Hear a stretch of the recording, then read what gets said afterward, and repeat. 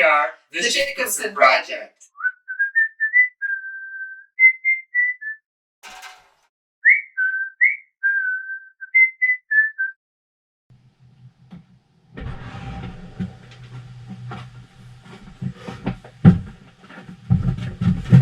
Oh, hey guys. Is that how it's supposed to be? Yeah. From where we're looking, you guys look like... So basically, you guys were down in the composting toilet. As you probably have guessed it by now, this is our composting toilet episode. And we want to show this thing off. The features, the functions, the benefits, some of the benefits, and basically how it's used and how it was designed and a little bit how it was built. So I'm going to show off some of that stuff in photos because this was built quite a while ago. Kim actually picked up these cute little guys on Etsy. They're going to be on the outside, I think. We need to weatherproof them and then hang them on the door. This is me. And I guess this one's going to be Kim. But if any of you come up at any point, it can be you too. Yeah, one or the other, or both, whichever. Kim's out of here. Okay, it's up to us to finish this episode. So you with me? All right. We're going to give you a full tour of this composting toilet. As you enter our yurt bathroom, you can see that this thing is a fully functional and clean, by the way. I put in a fresh bucket for you, but I want to show you how I built it, how it works, and what to expect when you come to visit. This is a prototype splash guard and urine diverter that I actually designed and built out of a bucket. As you enter the composting toilet, it's just basically a bucket. You can use composting bags, which we don't really do that, but I picked these up just in case.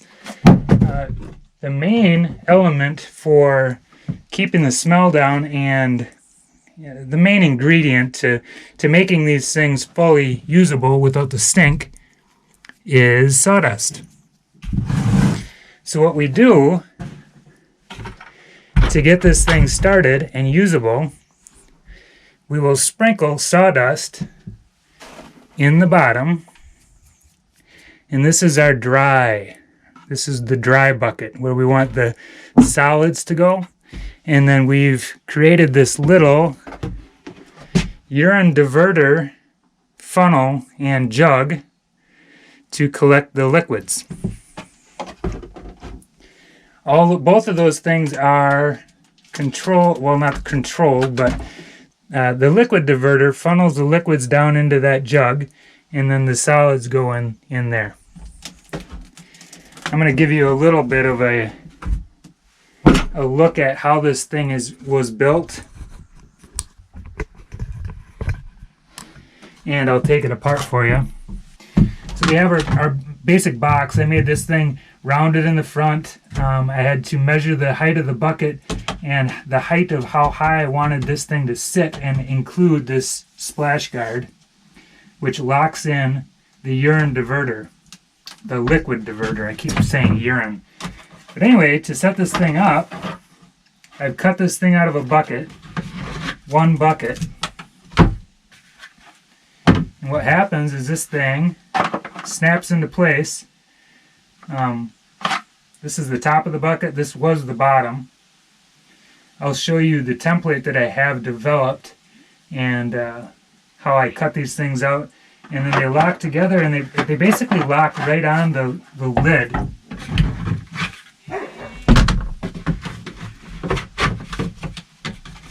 So first the splash guard goes in, and then the urine diverter, liquid diverter,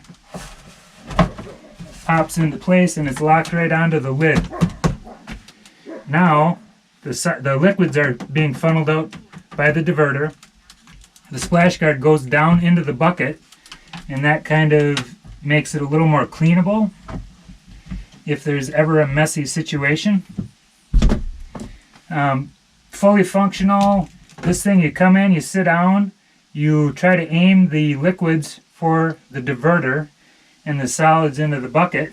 When you're done, you take a little bit of water, you run it down the diverter so it kind of dilutes the liquid area, and then you do the main thing, you wipe. We actually put the toilet paper in with the solids, and then you just take a handful of sawdust, sprinkle it on top, and we're all set.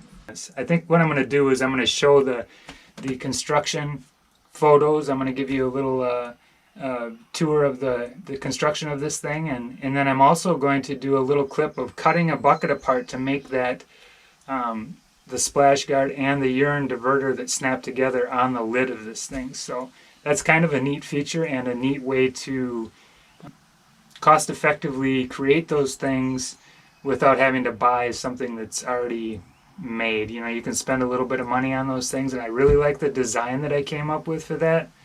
So hopefully you appreciate that. I'll show off the template and how I cut that bucket apart to make that part. The green splash guard and urine diverter that I have, the liquid diverter that I have in there now, was the prototype. So it's green. It doesn't look really super sanitary, even though it is. We clean it all the time.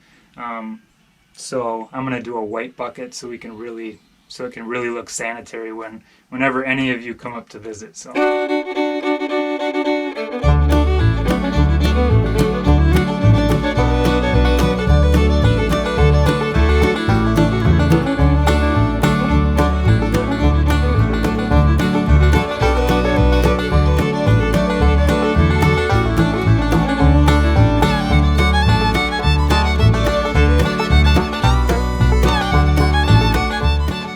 Okay, so here's what we're doing for this bucket.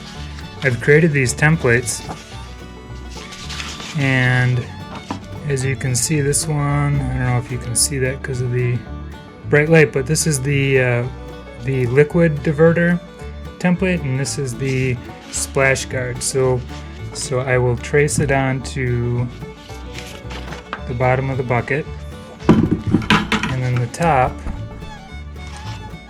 top's going to get cut out of the top of the bucket.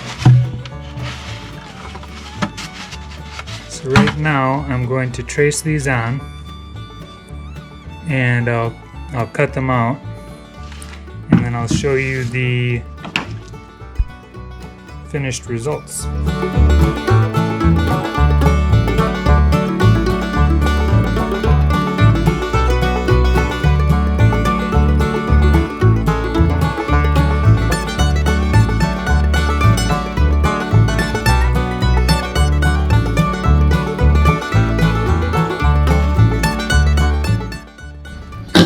Okay, so I got that cut out, and I cleaned up the edge. Now I need to cut this thing down, and that will create the splash guard.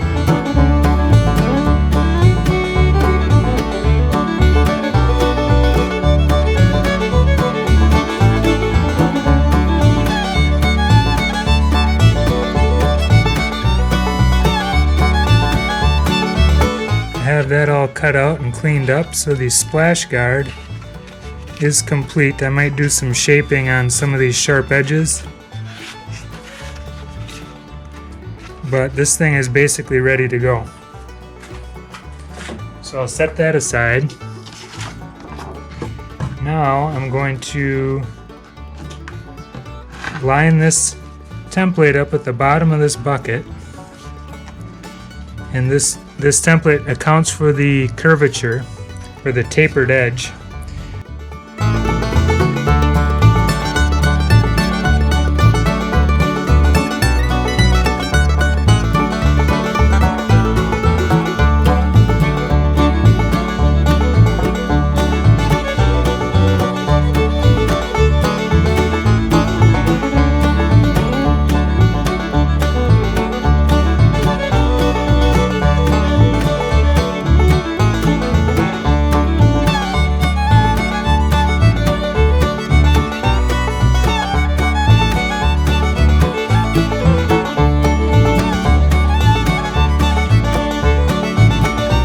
liquid diverter is cut out. The only thing I have left to do, and I'm not going to do that right now because I don't have my drill, but I need to drill in holes into the corner of this thing, and that will allow the liquids to go out into that pitcher that has the funnel that sits right here.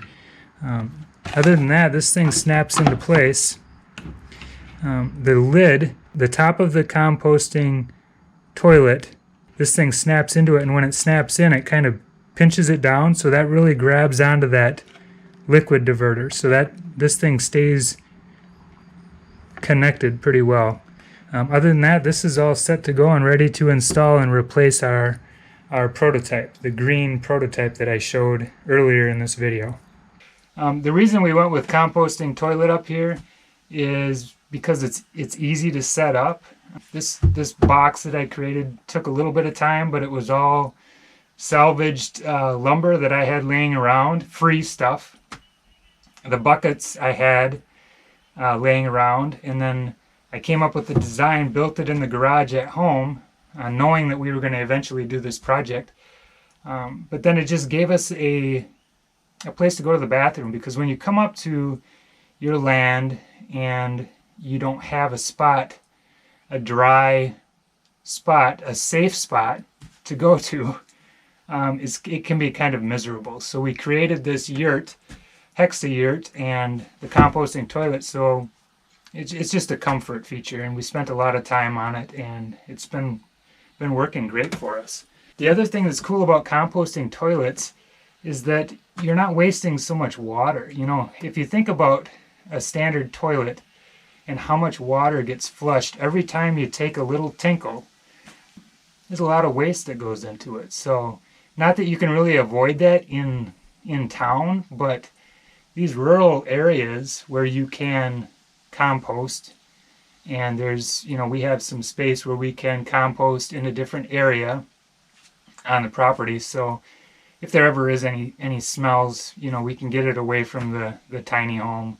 I'm not going to dive into a lot of that stuff because I'm still experimenting and learning about that. We're never going to use the human waste compost on our garden. I don't think that I ever want to get into that. The one thing that we do use the liquids for is watering some flowers, not in the garden. Actually, I've been watering the little pine trees. It is diluted urine, so you know, we put quite a bit of water in, mix it up, and then we water the little pine trees, and they seem to be growing like crazy, so I'm assuming it's helping. What else can I talk about with composting toilet?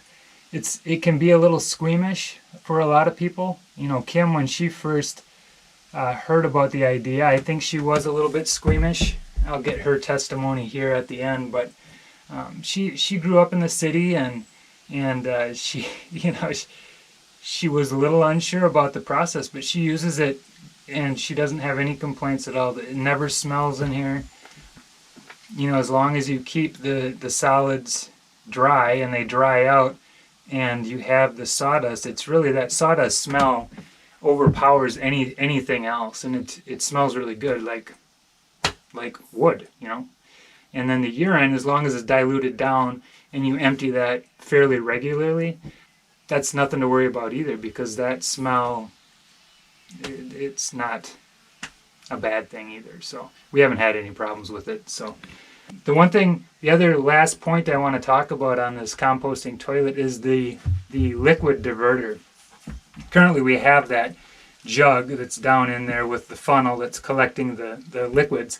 Eventually, what I want to do when we move the bathroom into the tiny home is I want to have a gray water draining system that can basically divert and drain all of the water, the liquids that we want to put out into a flower bed. It's going to all collect together and come out of the tiny home, and it's going to go into a flower bed or some sort of a drain, French drain maybe, with rocks and flowers planted around it, so that can just go out into the ground. You can do that with gray water. So we're going to do that. The solids are always going to be in the bucket and composting on a different part of the property. once we have that drainage system, the gray water drainage set up in the tiny home, that's going to make things quite a bit easier. So.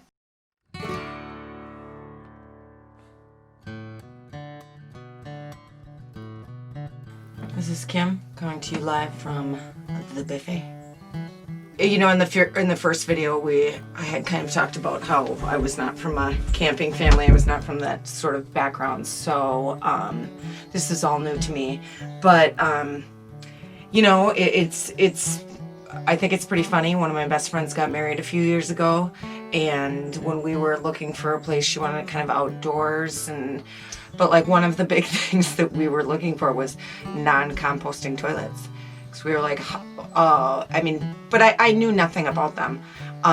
So when Pete had, wanted to introduce this, for me, it was really just looking into the fact that I've spent 40 years on this earth and, I recycle my Diet Coke cans, but I'm not doing the best I can for Mother Earth, and if this can be a way, why not? Us having this land and doing all these things in the garden and everything, it's, if we can, leave our footprint a little less, then that's really what I'm trying to do. That's kind of what my focus on life is now. So that's, here we are with the composting toilet. And really, there's nothing bad about it. It doesn't, I was more worried about like smells and stuff or it being weird. But yeah, so if, like I said, if we can, leave a little less of a carbon footprint and the composting toilet is one way, great. Do your business and leave. It's not like there's anything difficult. You do put your sawdust on, but it smells like wood chips. But yeah, so that's why I'm not upset about having a composting toilet, and I am excited about being a little nicer to Mother Earth, because none of us have been. If you have been, great for you, but I don't think that the majority of us have been. So let's try to be nicer.